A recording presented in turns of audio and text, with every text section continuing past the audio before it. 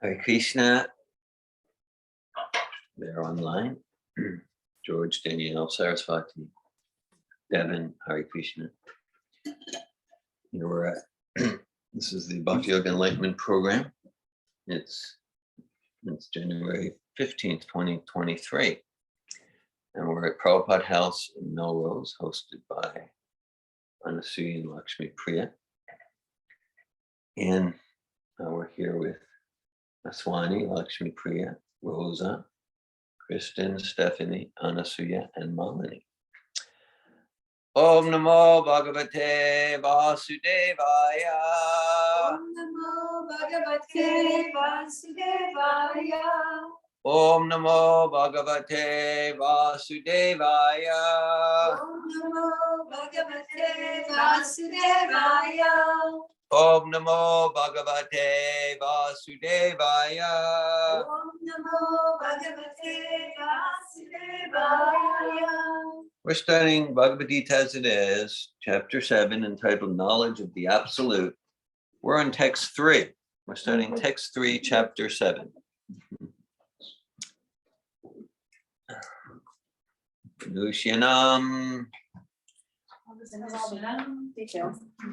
Sahasreshu Kaschir Yatati Siddhaye Yatatam Api Siddhanam Kaschin Mam Beti Tatvata Manusyanam Sahasreshu Kashtit Yatati Siddhaye Yatatamapi Siddhanam Kaschin Mam Beti Tatvata Manusyanam Sahasreshu Kashtin Yatati Siddhaye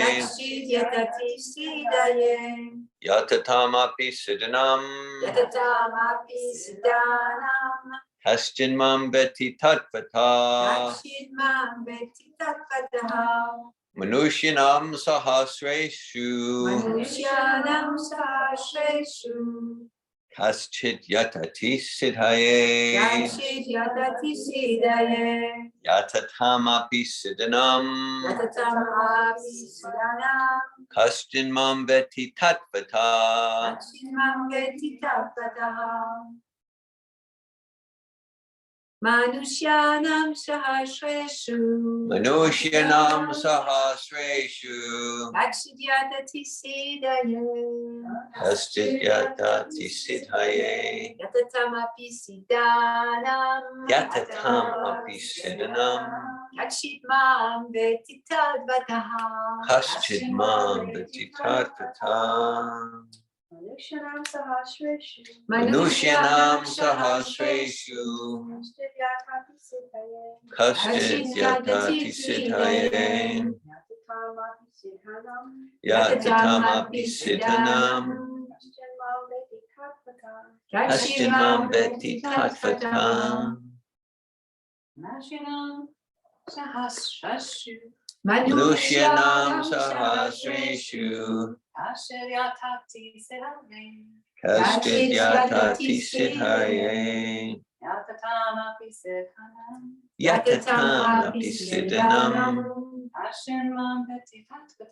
Kaschin Mam Beti Tatvata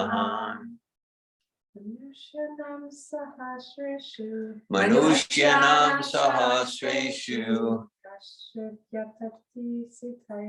Kashtit Yatati Siddhaye Yatatamapi Siddhanam Kaschin Mam Beti Tatvataha Manusyanam Sahasreshu Kashit Yatati Siddhaye Yatatamapi Siddhanam Kashimam Veti Tatvataha. Kashtimam Veti Tattvatam. Would anyone online like to chant the verse? Okay, we'll go to the word meanings. Manushyanam, Manushyanam, of men. of men. Sahasreshu, Sahasreshu, out of many thousands. out of many thousands. Kaschit, Kachit, someone. someone. Yatati, Yatati, endeavors. endeavors. Sidhaye, Siddhaye, for perfection. for perfection. Yatatam, Yatatam, of those so endeavoring. of those who endeavoring. Api, Api, indeed. indeed. Siddhanam, Siddhanam, of those who have achieved perfection. of those who have achieved perfection. Kaschit, Kashchit, someone. someone. Mam, Mam, me. me. Betty, Betty, does know. does know. Tatvata, Tadvata, in fact. in fact. Translation, out of many thousands among men, one may endeavor for perfection, and of those who have achieved perfection, hardly one knows me in truth. Purport by His Divine Grace, A.C. Bhaktivedanta Swami Prabhupada. There are various grades of men, and out of many thousands, one may be sufficiently interested in transcendental realization to try to know what is the self, what is the body, and what is the absolute truth. Generally, mankind is simply engaged in the animal propensities, namely eating, sleeping, defending, and mating, and hardly anyone is interested in transcendental knowledge. The first 6 chapters of the Gita are meant for those who are interested in transcendental knowledge, in understanding the self, the super self, and the process of realization by Jnana Yoga, Dhyana Yoga, and discrimination of the self from matter. However, Krishna can only be known by persons who are in Krishna consciousness. Other transcendentalists may achieve impersonal Brahman realization, for this is easier than understanding Krishna. Krishna is the Supreme Person, but at the same time, he is beyond the knowledge of Brahman and Paramatma. The yogis and jnanis are confused in their attempts to understand Krishna, although the greatest of the impersonalists, Sripad Sankaracharya, has admitted in his Gita commentary that Krishna is the Supreme Personality of Godhead. But his followers do not accept Krishna as such, for it is very difficult to know Krishna, even though one has transcendental realization of impersonal Brahman. Krishna is the Supreme Personality of Godhead, the cause of all causes, the primeval Lord Govinda, Ishvara Parama Krishna, Satchidananda Vigraha, Nadir Adir Govinda, Sarvakarana Karanam. It is very difficult for the non-devotees to know him. Although non-devotees declare that the path of bhakti or devotional service is very easy, they cannot practice it. If the path of bhakti is so easy as the non-devotee class of men proclaim, then why do they take up the difficult path? Actually, the path of bhakti is not easy. The so-called path of bhakti practiced by unauthorized persons without knowledge of bhakti may be easy, but when it is practiced factually, according to the rules and regulations, the speculative scholars and philosophers fall away from the path. Chalupa Goswami writes in his Bhakti Rasamrita Sindhu, Shruti Smriti Puranadi Pancharatra Vidim Vina Aikantiki Harer Bhakti Utpataya Eva Kalpate. Quote, devotional service of the Lord that ignores the authorized Vedic literatures like the Upanishads, Puranas, Narada Pancharatra, etc., is simply an unnecessary disturbance in society. Mm-hmm. It is not possible for the Brahman realized impersonalist or the Paramatma realized yogi to understand Krishna, the Supreme Personality of Godhead, as the son of Mother Yashoda or the charioteer of Arjuna. Even the great demigods are sometimes confused about Krishna. Uyantiyat Suraya, Mam Tuveda Nakaschana. No one knows me as I am, the Lord says. And if one does know him, then Samahatma Sudurlabha, such a great soul, is very rare. Therefore, unless one practices devotional service to the Lord, he cannot know Krishna as he is, Tatvata, even though one is a great scholar or philosopher. Only the pure devotees can know something of the inconceivable transcendental qualities in Krishna, in the cause of all causes, in his omnipotence and opulence, and in his wealth, fame, strength, beauty, knowledge, and renunciation. Because Krishna is benevolently inclined to his devotees. He is the last word in Brahman realization. and the devotees alone can realize him as he is. Therefore it is said, Ata Shri Krishna Namadi Na Bhavet Grayamindriyai Sevan Mukehi Jivadal Svayameva Sparat Yada. That's from the Padma Purana, and the translation is, no one can understand Krishna as he is by the blunt material senses, but he reveals himself to the devotees, being pleased with them for their transcendental loving service unto him.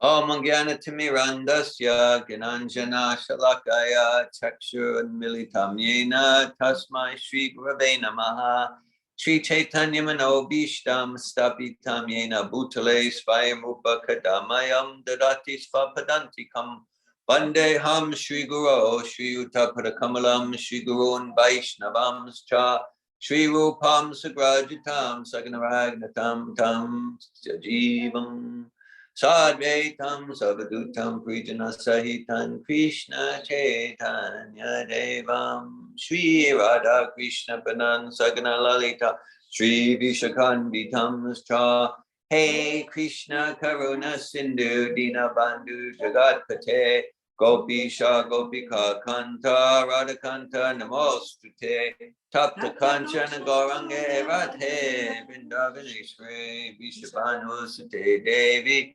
Kanamami Hari Priye Panchakalpati Yubhyascha Kripa Sindhubhya Evacha Patitanan Pavanebhyo Vaishnavebhyo Namo Namaha Jai Shri Krishna Chaitanya Prabhu Nityananda Shri Advaita Gadadai Shri Vasari Gaura Bhaktivinoda Hare Krishna Krishna Krishna Hare Hare Hare Rama Rama Rama Hare Hare Namo Vishnu Padaya Krishna Prestaya Bhutale Srimate Bhaktivedanta Swami Niti Namine Namaste Sarasvati Devi Gravani Pracharine Nirvishesha Shunyavadi Paschatya Desha Tarine. Bhagavad Gita chapter 7 text 3 Manushyanam Sahasreshu Kashtit Yatati Siddhe Yatatamapi Siddhanam Kashtin Mam Veti Tatvata.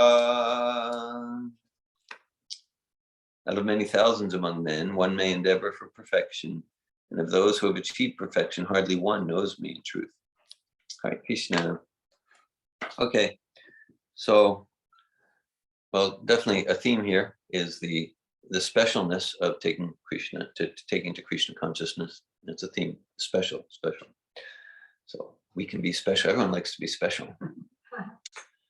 Everyone likes to be special, truly. Yeah, so other things we might do, kind of like, not special. It's true. Hare Krishna Bhaktivedanta. Very cool.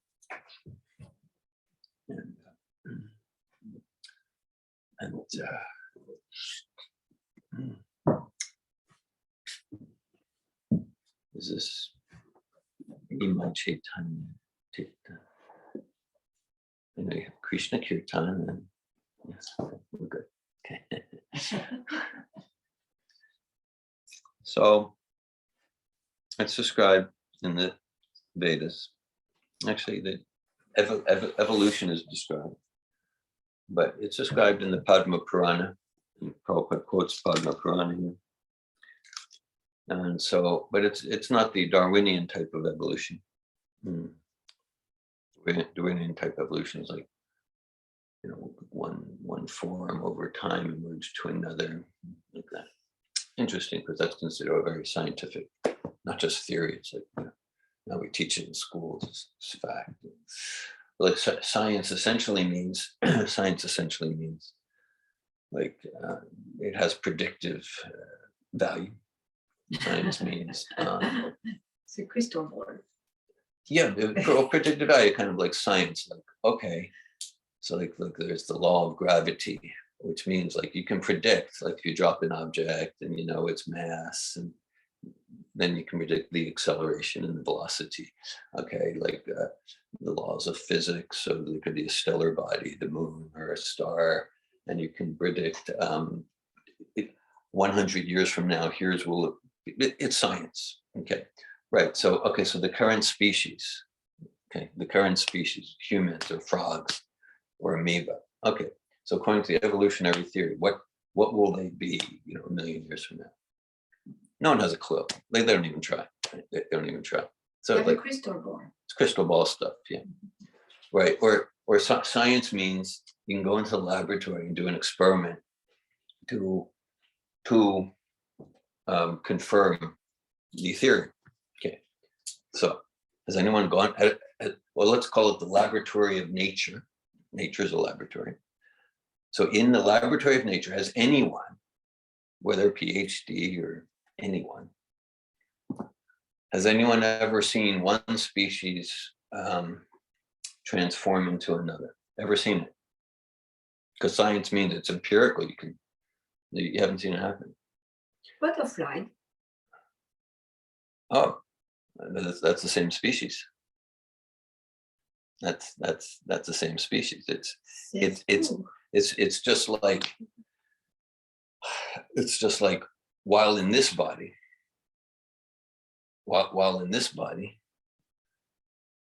Dihinos minita dehe komram yoganam drata tadyantra pratyujurasta chanamuyati. While in this body, we change. We're in a little child body. We're in a toddler body. Okay. So it's a species that has a pretty, it's one species, but it has a pretty dramatic change in body.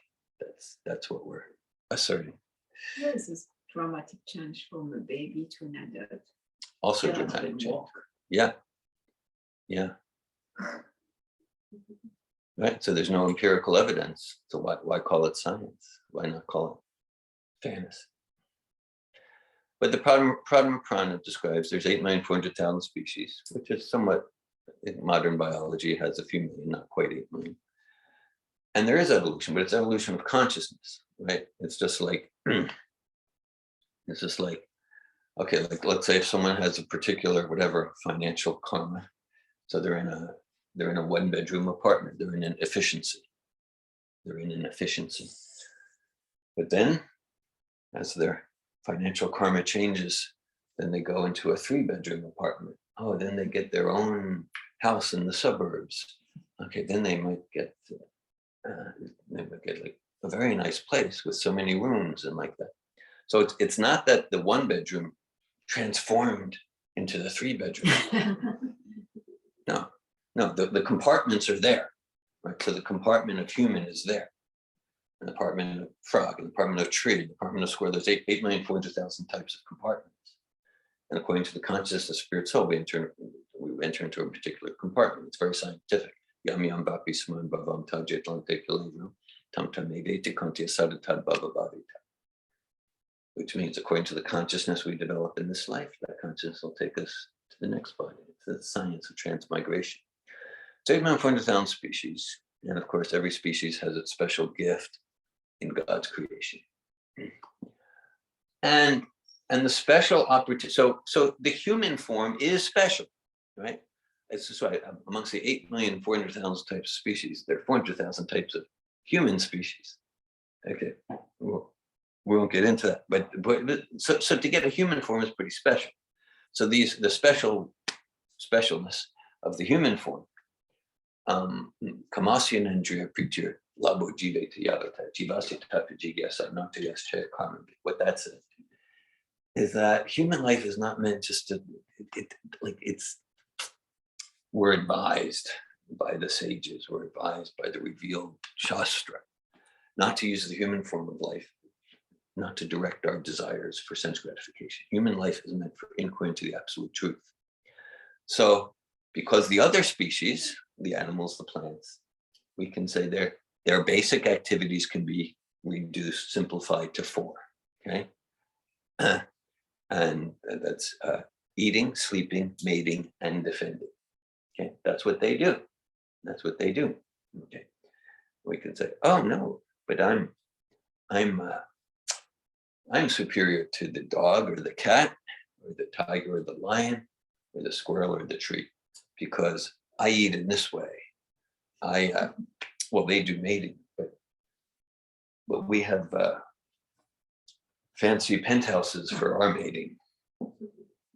Well, yeah, they defend with their claws, but I have clever defense mechanisms that you can't even notice for my defense. Or I pay taxes and we have thermonuclear devices, or we have destroyers on the seas, and we have aircraft for defense. So what Krishna is saying here, well, we're just getting into it. There's a few layers here. We'll get to it. But what Krishna is saying here is that so the human life, human form is special. So there's nothing special. There's nothing special about eating, sleeping, mating, defending. Not that we should neglect it, but all the species do that. All the species do that. So if we do it in glorified ways, nothing special there. Nothing special there. Right? Not like sometimes even like someone has a birthday or something.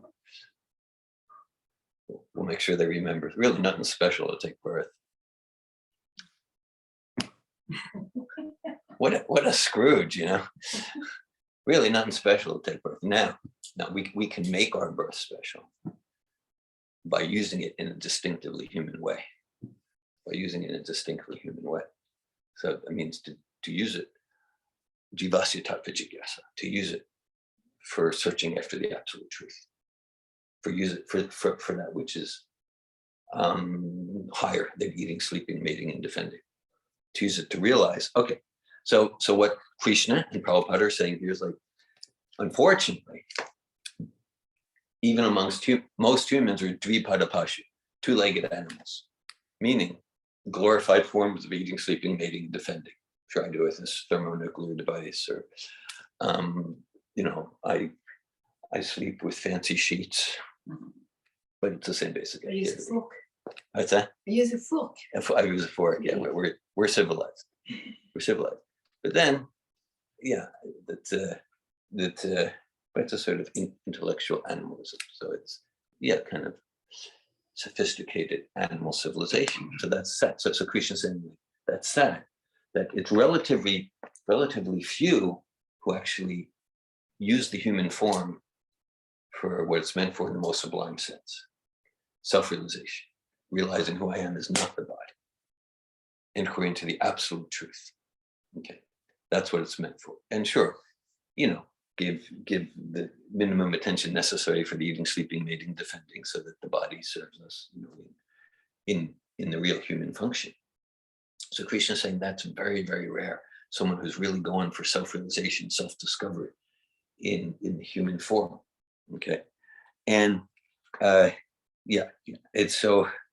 And so I'm just repeating what Prabhupada is saying here. Generally, mankind is simply engaged in the animal propensities, namely eating, sleeping, defending, and mating, and hardly anyone is interested in transcendental knowledge. So transcendental knowledge, it really starts in verses 11 to 30 of chapter 2 of Bhagavad Gita. It really emphasizes the difference between spirit and matter, right? The difference between the body and the self. Okay, right. So that the body changes, but there's some constant identity that I call I. Antavanti me dehaniti shukta sririna anasino prameyasya kastit yudyasva bharata.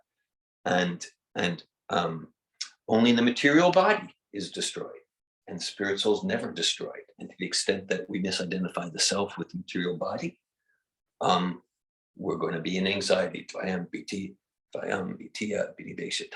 Root cause of all anxiety. Misidentification of the eternal spirit self with the material body. Okay, so it's pretty rare. That's why it's just like this is a special gathering. We can appreciate each other. Right? Most humans right now are watching the playoffs. Okay? Yes. Oh. Yeah. Yeah. I forgot. You forgot. Thank you. Confirm. So no, so yeah. So inquiry into what's the difference between, like, if we're not doing that, then it's glorified animal life. Okay. So all right. So then Krishna goes on to say, and Prabhupada goes, that most of those who go, yeah, I do want self-realization. I want spiritual life. And then for most to go in that direction, it's kind of the goal is some impersonalism. The idea is to realize we're all to merge into the oneness is the goal. To realize, like, we're all God. We hear different things like this. What did the yogi say when he walked into the pizza parlor? Thank you well with everything. Thank you. Drum roll. Actually, for you, I remember because she makes pizza. There you go. Yes. Yeah. I'll have to bring that up. Yeah. I must apologize. You invited me to speak. You were probably expecting some sort of dignified, respectable presentation, and I'm making these stupid jokes. Okay, yeah. So this oneness. So and that is search into the absolute truth. Okay, it's called the Brahman, the oneness of everything. That is a realization of the absolute. Vedanti tat tatvavidas tattvamyadganamandvayam brahmeti paramatmeti bhagavaniti shakti. So it describes that there's different realization, different learned transcendentalists who are seeking the absolute truth. They realize the absolute in three different facets, and the foundational facet is, you might say, is impersonal Brahman. So I'll refer. This is a sort of like, it's like a garden variety spirituality. Okay, nothing real special. I mean, it's special because it's not just eating, sleeping, mating, defending, but it's garden variety. We might say it's like Walmart, like Walmart as distinct from a high-end exclusive shop. Okay, you can get that pretty much anywhere. It's all one. Just realize that we're all one. There's truth to that, but it's kind of like, yeah, that it's not going to completely satisfy the self. Because here's the thing: if we're all one, if we stop at oneness and we're radically committed to there's no differentiation in any variety we see, that's just an illusion. Then there's no love. Love means a voluntary exchange of affection, of service, of understanding between two. So it's all one. There's no love. There's no love. Okay, so Krishna's saying it's rare to have the human form. Amongst those in human form, it's rare that someone's really going for spiritual realization. Amongst those who goes for spiritual realization, it's like super rare, like small fraction of a percent who go for the high-end exclusive shop, and that's Krishna consciousness.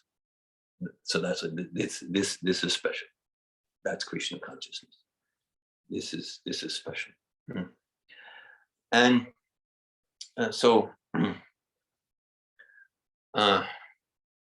that's Dharma Sanustita Pumsam Vishvaksena Katasya Pariyadya Divyati Shama Evi Kedam.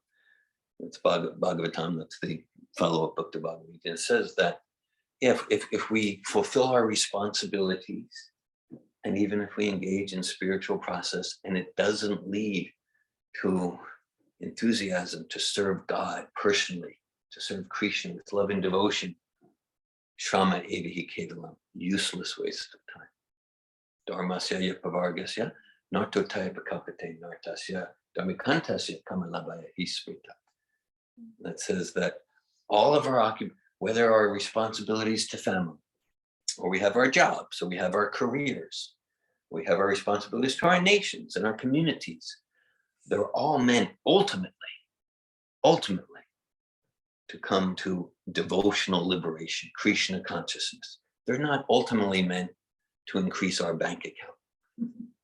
Now, we might find that in fulfilling our dharmas, we get some economic gain. Okay, so then it says you get some economic gain.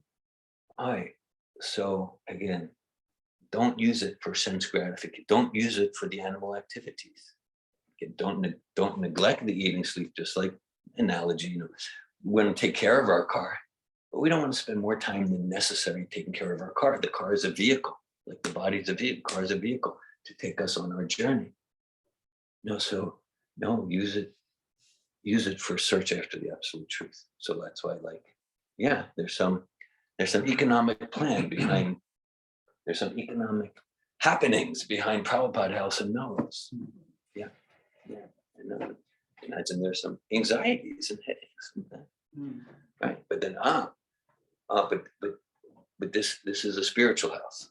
This is a temple because it's being used to discuss the absolute truth. It's being used for Krishna kirtan, for glorification of God. So Krishna is emphasizing in the verse, this is special, to go for bhakti yoga, to go for Krishna consciousness. Bhakti yoga, Krishna consciousness. And as our nature, yesterday in class, Malini, you were sharing. Because we're naturally persons. We're naturally persons. How can our source, how can our source not be a person? See now, what happened that this bhakti, this devotion, and whether it's devotion in the line of Jesus or it's the same bhakti, the line of, but then as centuries and millennia went on, what went in the name of bhakti, devotion, it kind of became pretty devoid of philosophy. It became pretty devoid of philosophy. It became sentimental, and so for understandable reasons.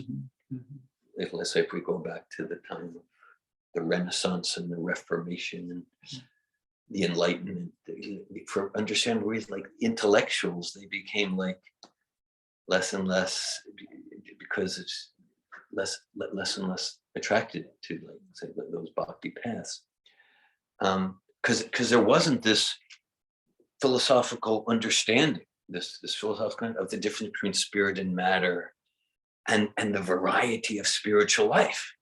So variety means material life. No, but here we have, there's spiritual dancing, there's spiritual eating, there's spiritual relationship, right? There's spiritual speaking. Okay, and so it became devoid of philosophy, and so intellectuals rejected it, and things like that. So here, well, this is so here, so this is bhakti philosophy, and this is the most rigorous, profound, nuanced, complete philosophy that exists. Okay, that's. Or if someone has if anyone here, if you know anyone who has a more complete philosophy that's consistent, internally consistent with our experience of the world, show it to me. Show it to me. Even this, again, here we are on a Sunday afternoon. There we were yesterday, Saturday morning, discussing philosophy. So bhakti, it is an affair of the heart. It is an affair of it's relentlessly emotional and rigorously philosophical simultaneously. It's relentlessly emotional with rigorously philosophical. Where do you get even 1% of such a sublime integration? It was a rhetorical question. The answer is nowhere. You don't want us to respond? Now, if someone has a response. In one sense, I've been waiting more than 40 years for a response.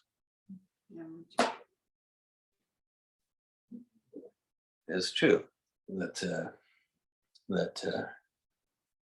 when I studied this philosophy, and believe me, like to follow bhakti yoga, serve God with love and devotion. That was not my plan. Wasn't my life plan. Even to be, you want to be spiritual. I want to be spiritual. Like David Wolf, in the teenage years, early 20s. I didn't have spiritual goals to love God. What?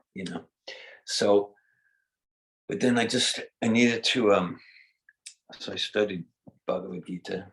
Well, some of you who know me might think like, come on, David, it was the prasadam, it wasn't the philosophy. Yes. And yeah, at the risk of revealing my self-serving lack of self-awareness, no, I'll say that actually for years I took the prasad, which is spiritual food. So my heart was purified enough to understand something about the philosophy. And I realized like nothing touches this. And again, you don't need to accept what David Wolf says. Study philosophy. See if you Krishna Skyaraj Goswami says, apply your intelligence to the philosophy of Krishna consciousness. You'll find it strikingly wonderful. Prabhupada and Krishna, they said, ask questions. Ideally, not from like a cynical point of view, but from like, this doesn't make sense. I want to understand it. That's what Arjuna did. The whole Bhagavad Gita, it's fueled by Arjuna's, you say this, Krishna. I have a doubt about this. Here you said this, here you said that. And then Krishna resolves it. So we're encouraged we're encouraged to apply our intelligence. All right. So yeah. And then the philosophy leads to personal loving devotion to Sri Krishna, the personality of God. Right. And then when one is immersed in that, like the residents of Vrindavan, then in one sense, separate philosophical endeavor isn't necessary because we're living philosophy. We're living the goal and the results of philosophy. The goal of all the Vedas is devotion to Krishna. Devotion to Krishna. And this is very, very rare. And this actually, Lakshmi Priyanasi, the Prabhupada House crew, they suggested two possible verses. And I chose this one of the two. But the other one they suggested also talks about how this bhakti is really rare. Bhavanam Janmanamante, Ganavanam Prabhajate Vasudeva Safamiti Samahat Nusudova. Prabhupada quotes that verse in this purport. Very, very rare. So, So we want to. Not cheap. Yeah, not cheap. Yeah, it's not cheap. But thanks for that, David. And Prabhupada emphasizes that point in this purport because he says, like, because some class of people will go, oh, bhakti, that's easy, that's for sentimentalists. And Prabhupada's saying, it's so easy, why don't you do it? So easy, why don't you do it? So in one sense, bhakti is easy. Bhakti is simple. Serve Krishna with love and devotion. Simple and easy are two different things. Serve God with love and devotion. Simple in a sense. So the actual impersonalist path, from Shankaracharya, who's also a great devotee, but gets into a whole thing. But the actual impersonalist path requires huge austerities, more than bhakti. Now, what goes in the name of radical non-dualism, that sort of thing, there's not even the austerity, so no one has, I don't want to exaggerate, but hardly anyone who even tries to practice, there's hardly any actual realization, because there's hardly any austerity. Just indulge your senses and say things like we're all one, and just like, give me a break. But the actual impersonal path, they're actually more austere than bhakti. It's actually more austere than the Krishna consciousness path. Mm-hmm. So in that sense, bhakti is Easier. It's easier. And in another sense, an important sense, bhakti, Krishna consciousness, bhakti to God, it's the most difficult thing because it requires that I do exactly what I came into this world not to do. Surrender to another person. Right? So for the ego, so it doesn't require like what's required of the true in-person's path, intense fasting and intense study and go to the forest and go to the cold water in the winter and hunt fire and sleep on a bed of nails. No, it's all about samosas and dancing and kirtan. And so it's just like, it's easier. But if we, he likes samosas. Yes. Likes his name. Hare Krishna. But if we get to the essence, it means surrendering our false ego, our, let's say, the David Wolf God project. That's what this lifetime is supposed to be about. And the only problem with that is not everyone else agrees that the David Wolf God project should be the goal of the universe. It's a problem. I'm still trying to fix it. Right? Not everyone does what I want to do, I would think. Right? And you have the Rosa God project and the Leah Scherer God project. And we all have our God projects and they conflict. Right? So this is like surrendering the idea of like, I'll be the center, I'll be God. Others will serve me in gross or subtle ways. No. Dhira Svupoi Krishnera Nichidas, Krishnera Tadasya Sakti Beta Beta Prakash. No, I'm a servant of Krishna. Let me surrender to that. That's bliss.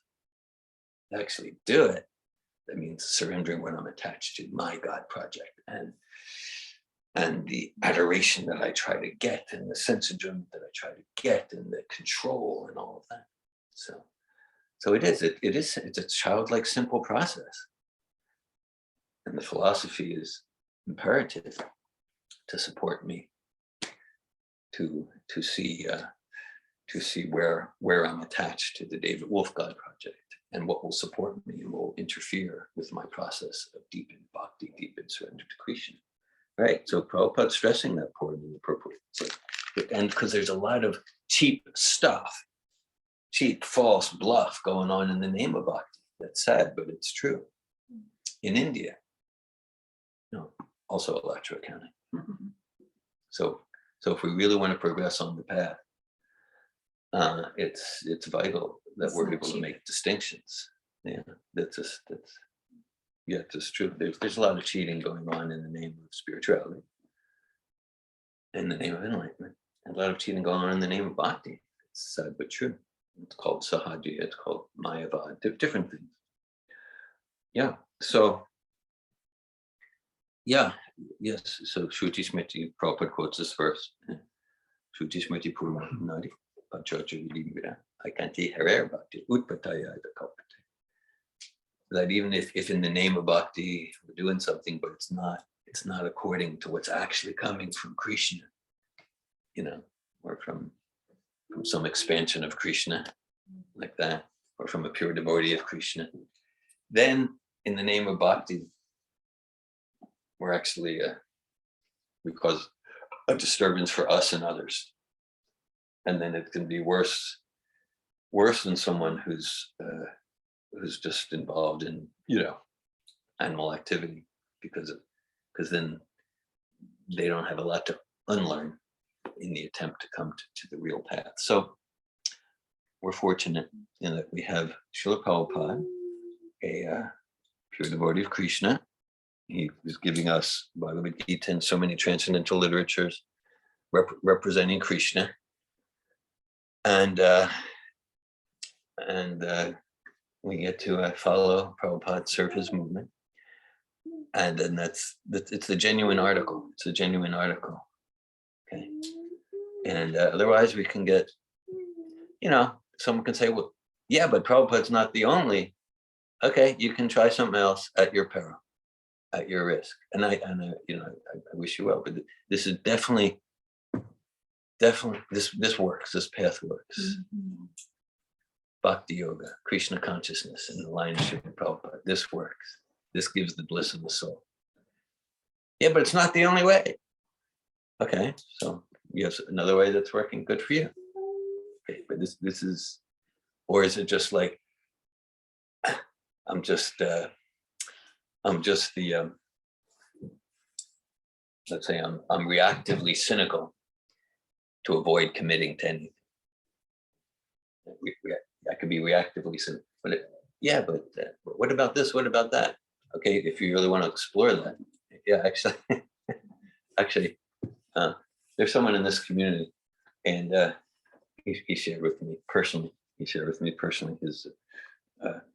story. He was he had a lot of personal association with Prabhupada back like in the mid-70s, and this is it's in the book Perfect Questions, Perfect Answers. I think this is there.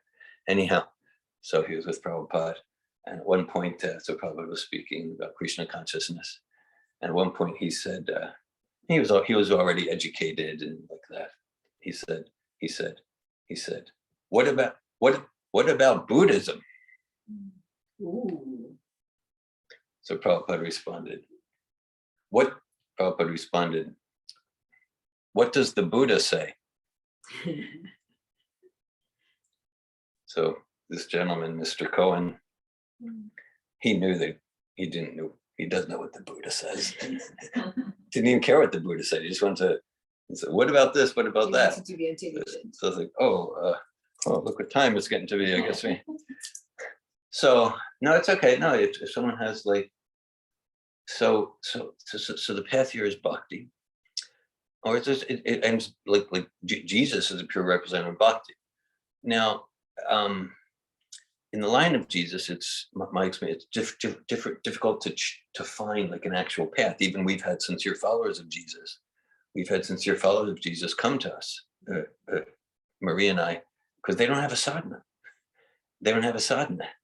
And they weren't so much into like chanting Hare Krishna Maha Mantra, but through like coming to Bhakti Yoga retreats at Marie's, she would develop a Jesus-centered sadhana. So like, there's not much like, well, practically, what do I do? Okay, I believe in Jesus. What do I do? Anyhow, so Prabhupada's giving us a practical path. He didn't make anything up. It's not like this started with the flower children in the 60s or something.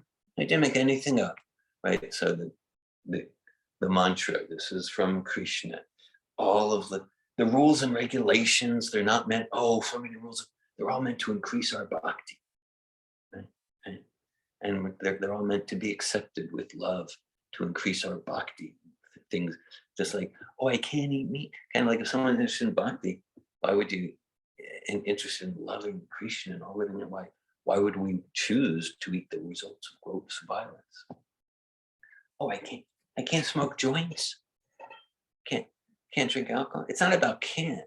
It's about like, here's my goal. Here's my goal. I want to develop the finest godly qualities. I want to develop enthusiasm for serving God with love and devotion. So here's some rules of the road. This will be helpful this long. You can do as you wish, because I can do as I wish. There's going to be different rewards and consequences for our choice. So to cultivate this blissful Krishna consciousness, it's a real thing. The joy, the bliss, it's a real thing. It's a real thing. It's philosophy.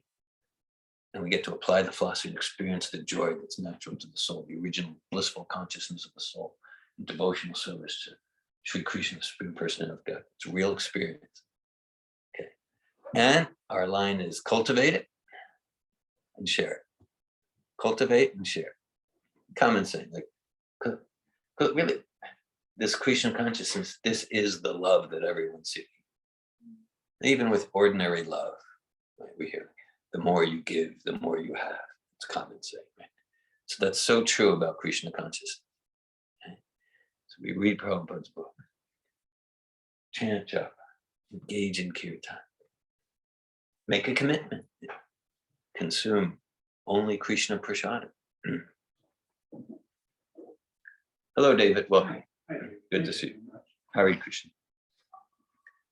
And share it. Share the process of japa with others. Share kirtan with others. Share the philosophy. Share the books. Right? So we cultivate it, and we use our homes. We use our energies to share. I'm going to share you. Yaidam paramam gumyam pash vavidasyati bhakti mai pankritva Mami Veshasya Samashaya. And then Krishna says, Nacha tasmat manusheshu, same word is used here. Kashime priyakritama bhavitan nachame tasmat anya priyataro bhuvi, Krishna says.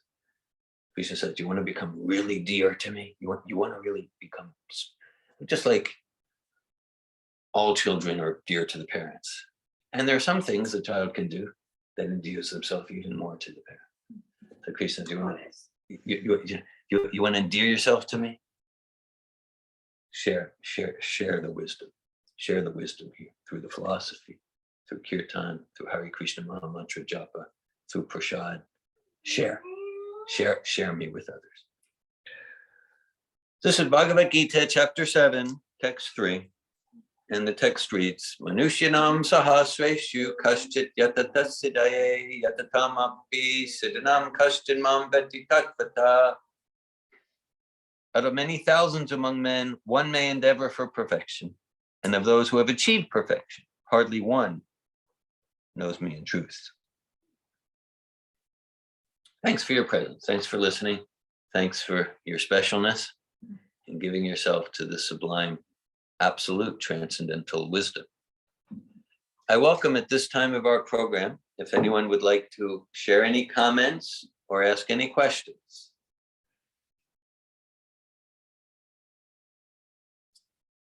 Stephanie. This is a question for Brent, kind of, or it's more so that I want to know, I guess, how you would respond to them. Okay. Because I've been introducing bhakti to some people in my life, and I can personally struggle. I mean, I guess it hasn't been my whole life that it's only been the last few years that I've even befriended using the word God. Yeah. I think just saying spirituality in an ambiguous way before that was easier for me. It's more comfortable. Yeah. Non-committal. Yeah. Less vulnerable. Sure. I hear you. I relate. Yeah. So then I was posed with the question, or I guess somebody else's doubt around how, like, they can't really confirm that God exists or not. Uh-huh. And like that is, a counter argument, I guess, to this path. Mm-hmm. And so that it's like I feel like I resonate with this philosophy, and through my experience as I deepen into this path, I feel more and more of a connection to God and an experiential thing. You have an experiential proof, you might say. Right. And I guess that's something that I kind of, since I was young, I had that propensity for feeling that relationship, feeling that sense of interconnectedness. Yeah. With source, with the divine. Yeah. So I wonder if that's something that to you can be taught, can be developed, or I guess how you might respond to somebody who says, well, how do you know God exists? Like how why should I learn about bhakti if I'm not sure that God exists? I'm not saying that's my stance, but how would you respond to that? How would I respond? Mm-hmm. Okay. Thank you, Steph.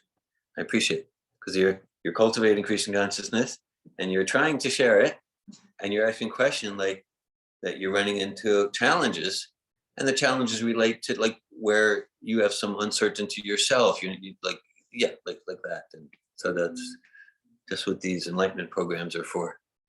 Thanks for that. Hare Krishna. Yeah. So, of course, it would probably be signed. What's the nature of the person? What's the nature of my relationship with the person? Maybe for the person, I would say, oh, thanks for sharing. Here's a samosa. No, That's really. so really important. Yes, He works with David, or? Yeah, it worked with me. Stamba was patient. Yeah, no, really. So So that's why, like, there's something for everyone that's attractive in this process. And at some point, truly, it is actually my history. Like, someone's just not ready for anything except prasad. Sometimes people aren't ready for prasad. Oh no, I don't want to eat that food. But so, like, oh, maybe you know, so really serve prasad. The heart gets softened. Not so, like for me, it took a few years till I was able to observe philosophy. But okay, in terms of talk, okay, because also someone could, oh, I don't believe this and that. Then they just hear a kirtan in your home or in the street, and it's like, whoa, wow, this is something, and they start dancing. They don't think they're serving God, but they're coming closer to Krishna. So it's different ways. But then in terms of talk, okay, three basic avenues. One, to any sort of question or like that, I want to be able to share personal experience, share my experience in a way that people get me. I want to be able to share and communicate in terms of rationality and philosophy. And I want to be able to cite the authority of Vedic literatures. Now, this person, maybe he wouldn't respond to authority of Vedic literature. I don't accept that stuff. And many people who might say they don't accept the authority of Bhagavad Gita or something like that, sometimes they just hear a verse and it strengthens their respect and credibility. Like, oh, this is ancient wisdom. But okay, so for such a person, where I would go with my nature would be something like, yeah, you don't know that God exists. You don't have any confirmation of it. What's your process for knowing anything? I would maybe go into the Socratic method. Okay, and if he's willing to play, then we'll have some fun. Really, I mean, and that's I like going there. Yeah. So what's your process? What's your process for knowing anything? I don't know how to. I don't know, but maybe something like, look, I'm a man of reason, not a man of faith, or something like, I believe it if I see it. I don't know, but you get different things. Okay, yeah. So you want to see something, to experience it with your senses, see it with your eyes, then you believe it. You're not like this airy fairy type of person. Yeah, I get it. Yeah. So do you believe that atoms exist and electrons? Oh yeah, of course. So you've seen atoms. Well, no. Well, I'm saying, you just said you only believe something if you can see it. And then he said, well, no, but there's scientists. Oh, okay. So you've never seen atoms, but you don't just believe it, atoms exist and electrons.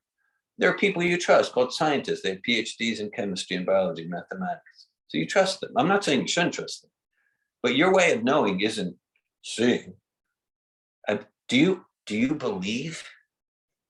you believe that Mount Everest exists? Oh yeah, of course. So you've seen Mount Everest? Oh no, I've never been to Tibet. Oh, you're confusing me. You just said you only believe what you see, but now you said, well, I have a friend who went to Tibet and he saw Mount Everest, and I saw a PBS documentary. Okay, so what you're saying is your system of knowing isn't really seeing. Your system of knowing is you hear from people you trust. You trust your friend. I'm not saying you shouldn't. You trust PBS documentary. Okay, like that. So this, how can you confirm? So there is a way to confirm bhakti. There is a way. Okay, and as far as, if even like, okay, only if I see it. Let's say if let's say I say, I don't believe that Governor DeSanto exists. No, if he exists, if the governor of Florida exists, let him appear before me right now. Come on, before my eyes. If he exists, let him. I was like, that's not the process. Now, there is a way you can see the governor of Florida. there's a process. There's a way, and you write a letter to the secretary of his secretary. And in the letter, you convince that, yeah, for the governor to spend half an hour for me will be good for the people of Florida. I have something important to say. And then you have an interview with, there's probably a process. Okay. But it's not like, I don't believe the governor exists because so similarly, there's a process for all these truths, and including the truth about Krishna, the form of Krishna, the personality of Krishna to be directly experienced with our spirit. There's a process. And then it's like, to what extent are we ready to go through the process? So even just something like that related to the verse, even something like that, like for this, this gentleman you're talking to, I would say it's like, it's rare that he'd get anyone. It's probably been rare in his life that it's anyone to like get in who can intelligently engage in just philosophical discussion with him in maybe a sort of playful, edgy, challenging way. So yeah, so you can't confirm. So how do you confirm anything? What's your process of knowing? I'm in a spirit of inquiry. See, where it's called epistemology, because that's essentially, he might not know that's what he's doing. So if I say so, that's where I might go. And if he's too reactive and can't even respond to the question without you're all fanatics or like that, then here's a sweet bowl. But there's ways. That would be a dessert. A sweet bowl is a dessert. There is also like Srila Prabhupada speak about not engaging in argument or not engaging in discussion if we are not strongly situated inside ourselves, and to speak from realization.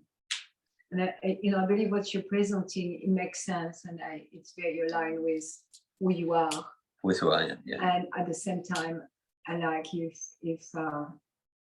like each of us, we need to see where we are at in speaking with people, and like for you, Stephanie, because if you engage in that conversation, but it's not deeply rooted within yourself to know where to take that conversation, may make things worse. Right. So it's Prabhupada really speak from realization and realization, and also meeting people where they are at. I'm always interested if people don't believe in God. I want to know how they explain things. How do you explain that I exist, and there is poverty, and there is rich, and there is trees, and there is air, and the sky, and the sun. I'm always curious and interesting that we are all Satchit Ananda, meaning the Chit potency is knowledge potency, meaning like even whatever people say, there is always some truth in it. And instead of confronting, like to meet, to join in, that's exactly what Krishna consciousness says. And even so, it may not be the complete picture, probably most of it missing. Still, like when people are received like that, then they become more open to hear more when it's time. And then there's the Buddha. Yeah, there is a Buddha. The Buddha he preached a philosophy that's completely bogus, but he get people to follow him. Like the Buddha is an incarnation of Krishna, and his philosophy is Buddhism. But the practice and the lifestyle and the essence of the experiential Buddhism, according to Buddha, is Bhakti Yoga. And so that's also, like he gave an example of that, of how to kind of lead people to Bhakti Yoga without people even knowing it. They're completely not knowing it.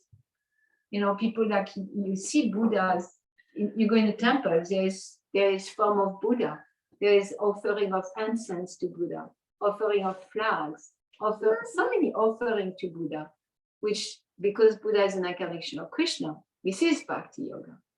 But then the philosophy that Buddha is preaching is completely not Bhakti Yoga. So, like if we really care, like we really care to give Krishna consciousness to people, and even more people who are close to us, then there is like meeting them where they are at, hearing them, or like meeting them where they are at in a sense of hearing, because everybody have a philosophy, and it's intrinsic to our nature to know. And so there's always some grain of truth in what people have, and then finding that, and of course, going where dear Govinda Prabhu is sharing is wonderful, and at the same time, you may not meet each person where they're at in being able to, like sometimes it's not even trying to defeat or convince or even having a conversation. If I know that that's not where I am at, because then it could create even more distance from bhakti for people. Does that make sense? Yes, that makes sense. Meeting them where they're at and speaking to the spark that wants to grow, that is naturally drawn to the knowledge that and to Krishna, resonant. because like if we are really situated in knowledge of the truth, that person is a servant of Krishna. That person wants Krishna. That person is in love with Krishna. That person wants to give their life to Krishna. That's the absolute truth. So if I know that, there was one thing you said about how since Buddha is an incarnation of Krishna, but basically that philosophy preaches of voidism. So there's like, clear like disconnect there, that bhakti is not. So there was something that you said about how like the essence of Buddhism is bhakti, or something in like experientially, because Buddha say follow me, and it's like God saying follow me. And if people follow Buddha and offer incense to Buddha and offer flags, offer a clean temple, offer a temple to Buddha, this is bhakti yoga. But people don't know they practice bhakti yoga. I think something Maria's getting at there is we can engage people in bhakti without them knowing it. It's called Buddha was expert at that. I get this critique. Yeah, I get you. Maria, you sometimes share like whatever, you'll be out on book distribution and you'll get some fellow to help carry a box of books or something. Now he's like, oh, I'm glad to help you. And he's carrying Prabhupada's books to help you get to the next spot to distribute the books. So he's engaged in bhakti. Movement. Yeah. Right. So, or even someone takes prasad, or there's so many ways to like whatever the conversation, but just engage them in the process. And that's how you should do bhakti. And thanks for that point, Melanie. It's meeting people where they're at. Otherwise, even if I defeat them philosophically, but they say, oh, he's just this egotistical guy who wants to show that he's smart. So, in that regard, Srila Prabhupada sometimes references the conversation between the Lord Chaitanya and Sarvabhauma Bhattacharya. He was speaking non-devotional philosophy called Mayavad. And he was the top scholar of the day. And Lord Chaitanya listened to him for 7 days straight without Lord Chaitanya expressing anything about the bhakti view. He just heard. And Prabhupada, he writes to Balavanta, who's William Ogle, a lawyer in North Florida, William Ogle. And Prabhupada writes to him, he goes, we want to follow that example. And even someone saying this and that, but Prabhupada specifically says, if we want to attract intelligent people to Krishna consciousness, we need to be really good listeners like Lord Chaitanya. Rosa. Recently, I was talking to an activist, and they said in their view, humanity has its seasons of just like the seasons of a year: spring, summer, fall, winter. And in their perception of our time, we are in an autumn or winter. And they were describing to me their frustration that as individuals, most people are only focused on this, right? Eat, sleep, then mate. But they don't think beyond their lifetime. An example of when I was pondering this, of where our humanity does that is, for example, where there's nuclear waste. They do things because I mean, it's going to be there for thousands of years. Yeah. And there's no way of knowing where humanity will be in thousands of years in regards to being able to understand language. So a lot of times they make the landscape inhabitable, like it's very obvious it's not to be traversed. And I think they do some other things to try to describe it in signs or something. But in consideration of an individual, I feel like most individuals are mostly having a focus on survival because of the way our society is. But if it were possible for an individual to be of service beyond their lifetime, how can we create this where it's possible? Thanks for sharing. Well, you know, what I'm hearing from your activist associate, thanks for your comments and questions, Rosa. And I don't know if I'm understanding everything you say, but I'll kind of respond based on what I'm getting. You know. Yeah. I mean, there's truth to that. And in the Vedas described, there are 4 seasons. And right now, you might say we're in the winter, not just because it happens to be mid-January, but it's called Kali Yuga, which is it's kind of the season, and each season is like hundreds of thousands of years. So it's like epochs, you know. And this is like the most spiritually challenged, this Manda Sumanda Mati Manda Bhagi Bhajata, where people in this particular season tend to be least inclined towards self-realization, towards enlightenment, towards spiritualization. So there's truth to that. And there's the Satya Yuga, which is, then there's more of a flowering of spirituality and like that. So whatever the season might be, you know, whatever the season might be, and whatever the environment, the environment so much supports and practically demands materialism, and to really live a true life dedicated self-realization requires taking a strong stand. You know, when I dedicated myself with some seriousness to Krishna consciousness, my parents kidnapped me. They were so threatened by that. And there's a happy ending to this story. Actually, both of them, when they left their body, they were chanting Hare Krishna. So it's a whole like 30-year saga. But so my focus personally is individual consciousness. Okay. And that because however detrimental and destructive to the higher principles of life and spiritual principles the environment might be, the society, the government, the media. And the media has definitely degraded in my lifetime, and that's one institution that's really like that. But whatever that might be, each individual, and whatever their economic situation, each individual has the capacity to commit to genuine self-realization, spiritual life bhakti. I'm not saying the environment isn't an influence, or the media, or like that. But whatever that might be, if we're sincere to serve God with devotion, if we're sincere to self-realization, spirit is superior to matter.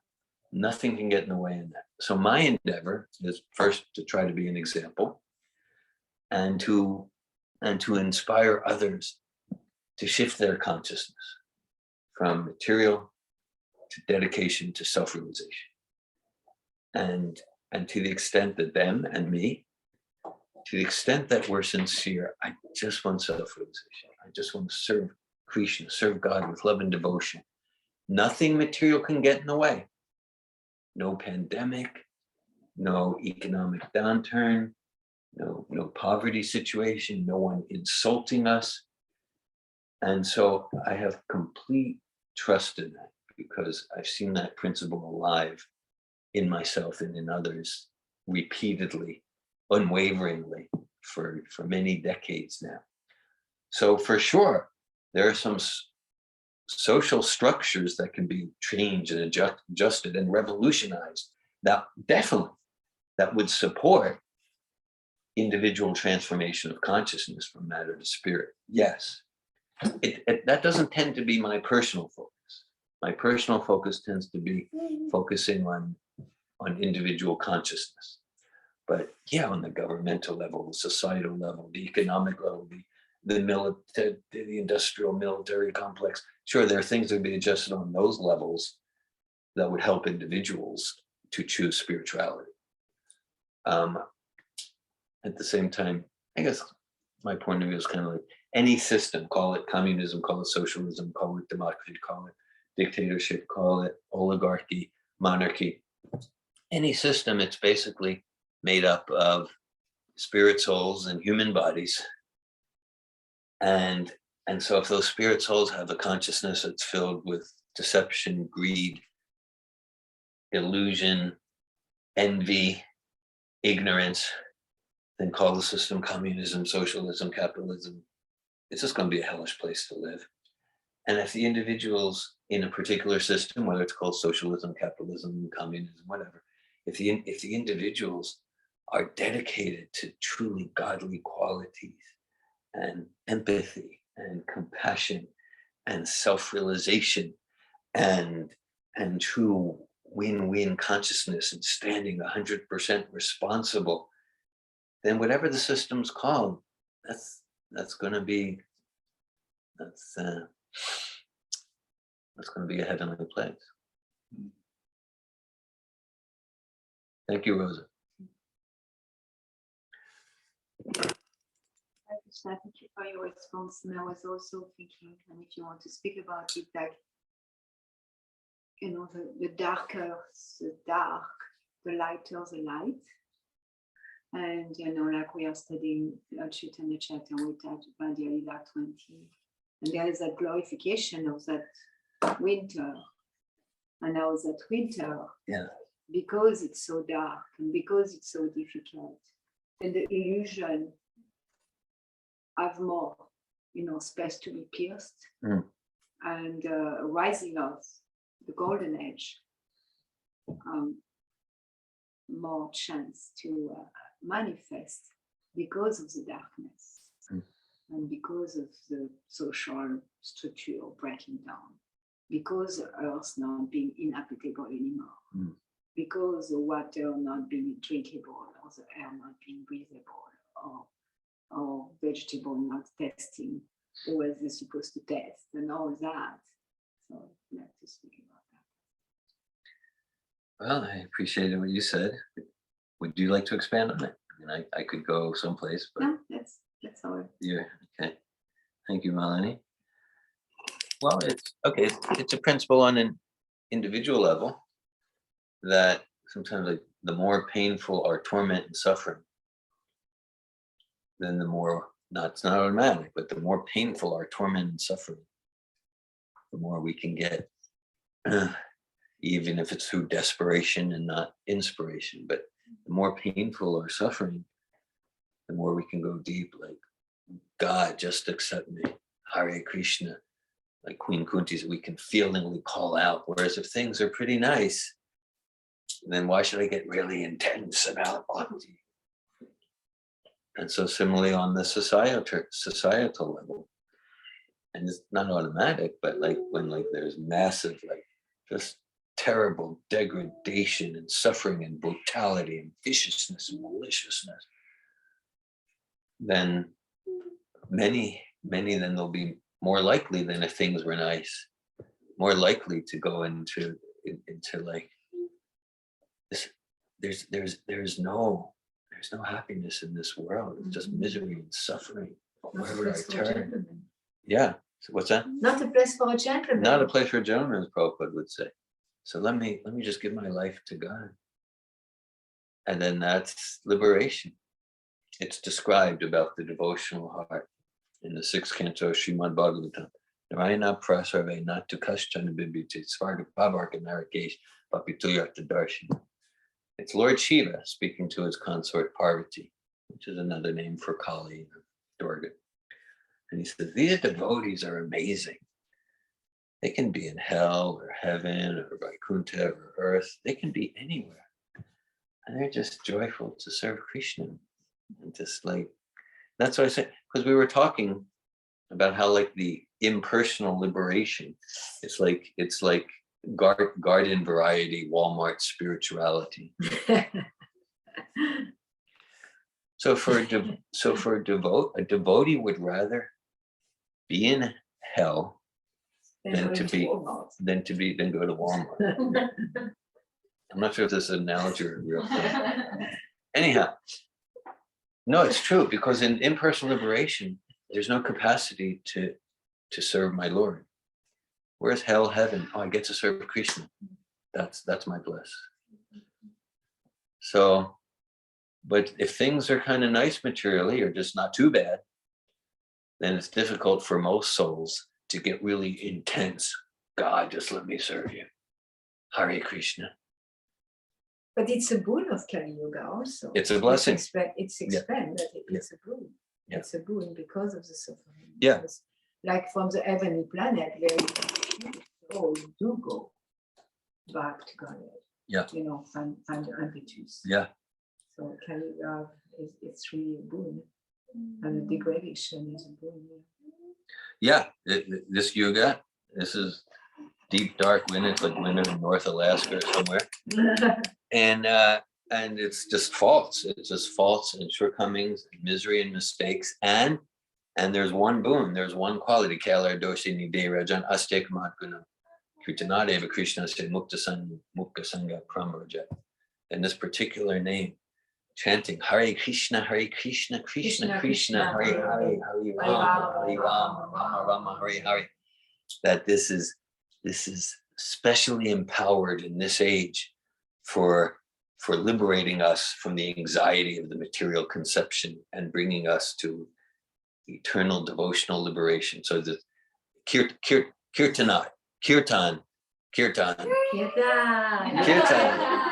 yes.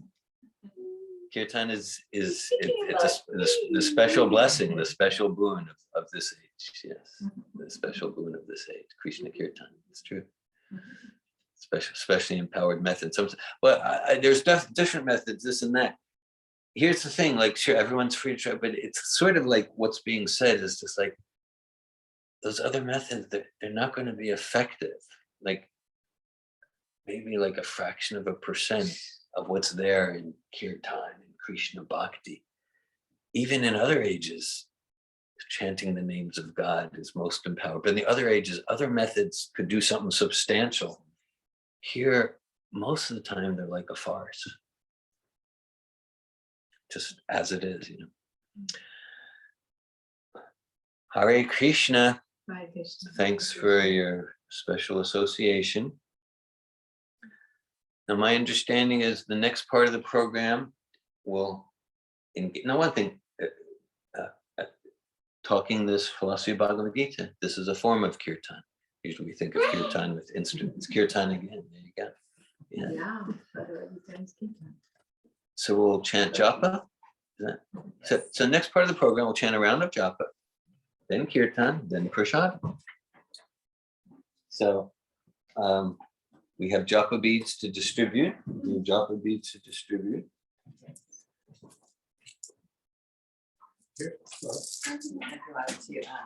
the recording. Yeah, stop the recording. Okay. All right. See if I can do Good idea. that. Oh, that's not it. Sorry. Let me do that. Yes. There.